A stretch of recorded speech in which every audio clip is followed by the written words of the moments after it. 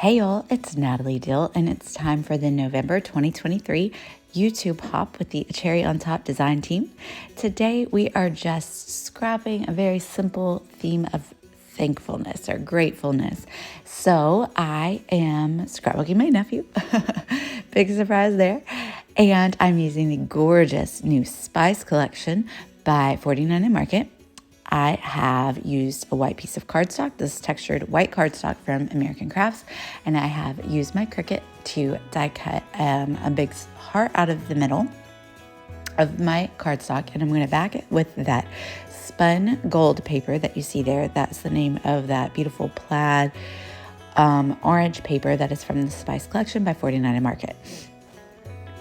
So I have 3 pictures, and I'm going to stick down my paper. I had a couple little gaps. I don't know. I had a problem cutting it. I don't really know what happened, but it's okay because they will be covered up by the photos or embellishments. I am going to trim down this 3x4 photo just a little bit. But the big photo is a picture of my nephew Wally when he was born. I'm going to back it on this pink. This is from the ephemera set from Spice. And it's just like a really big piece of like layering paper.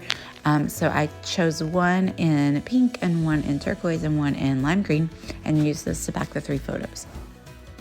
The other photo is me holding Wally, and then the other photo is my brother and my sister-in-law when they went in to have him.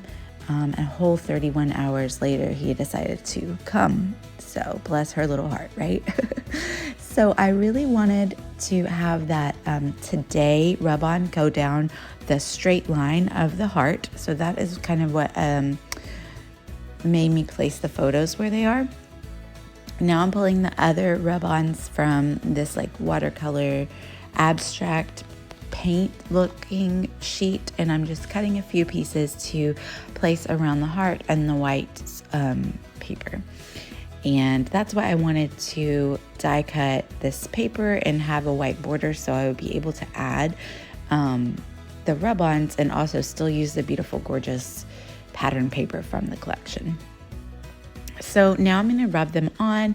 I love the rub-ons. I use them all the time. I love that you can kind of rub on a portion of them and then rub on, move it around to kind of be where you want it to be, especially with those abstract pieces. You'll see what I mean here in a moment.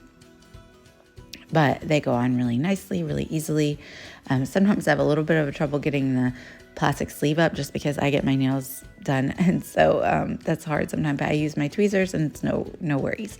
So you can see I'm kind of holding it up there, so I'm not letting it all get rubbed onto the page because I want to use a little bit of that leftover green to kind of mix in with that blue as we go across the little hump of the heart here.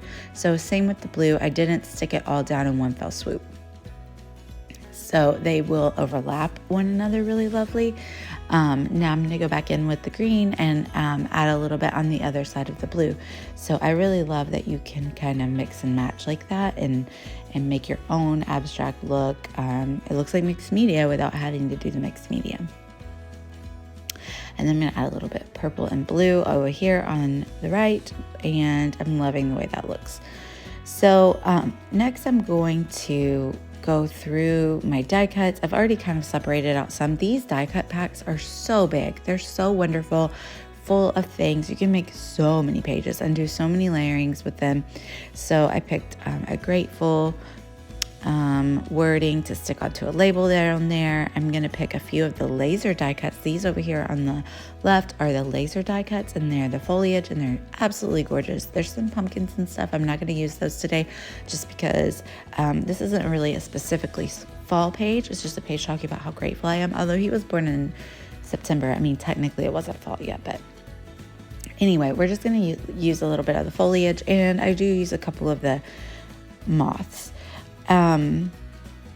But I had pulled out some foliage on the bottom right, you see, from the die cut pack, but they have a white border. And I kind of don't really always like to mix and match those. So I was going to go stick with the laser die cut images and then kind of keep the white border images for like another separate layout. But you can mix and match, and I think that they would also look nice, especially on a fully color background, maybe not so much on my white background. But to kind of go along with just my own vibe, I like to rough things up. So I'm just going to rough up the edges of the photos and the die cuts. And then you'll see me here in a moment as well. Run my fingernail along the edge of the heart that I die cut just to kind of lift it up and give it a little bit of a distressed edge, and go along with all the rest of the ephemera that I applied the same kind of technique to. I'll take this opportunity to let you know this is a YouTube hop. All of the links are down below. If you comment on everyone's videos, you will be entered for a chance to win a $15 store credit to acherryontop.com. So that's really cool. I'll link them all down below. They're all super inspiring with layouts about, or not layouts, all, because we have all kinds of crafters on the team, but projects revolving around gratefulness and thankfulness for, the month of November. So I cannot wait to watch everybody's videos. I've seen everyone's projects and they're amazing as per usual. I'll also throw my affiliate links down in there, especially the ones for the Spice collection. If you're interested, there are still some of this collection in the store and it's so beautiful. You can never go wrong with 49 Market. I like to mix and match collections, but also when I get to 49 Market, I just am like, throw it all on the page. It's so beautiful. You cannot mess it up. Promise. I did pop up the that big main title on some of the cherry foam just to kind of like drive home. I was having some printer issues, and so you don't get to see me apply my journaling, but off screen I did get my printer to work. I don't really know what I did, to be honest with you, but I got it to work, and I printed a little, like 4 strips of journaling that I cut out, and I'm going to stick them right under that big title over there, and you'll see in the final photos they're there. But it just was a tiny bit of journaling to say like how I'm grateful to my brother and of course my sister-in-law for doing all the heavy lifting, and he was a big old boy, so bless her little heart. And of course I'm so thankful to be Wally's auntie. I love, like, in the season of having bigger kids and enjoying them and doing awesome fun things with them, I also get to enjoy a sweet little precious angel baby. It's like the best of both worlds. I love him so much.